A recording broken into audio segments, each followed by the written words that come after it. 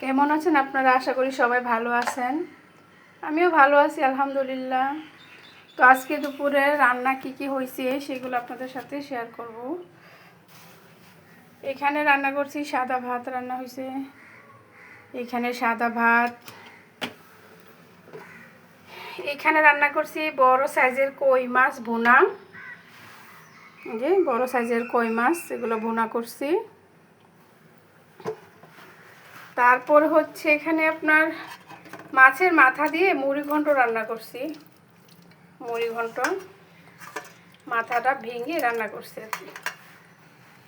যে মুড়ি ঘন্ট রান্না করছি। তারপর এখানে রান্না করছি আপনার এই যে মুরগির ঠ্যাং, তারপর হচ্ছে গলা গিলা এগুলা কলিজা এগুলা ভুনা করছি। এই যে এগুলা রান্না করছি।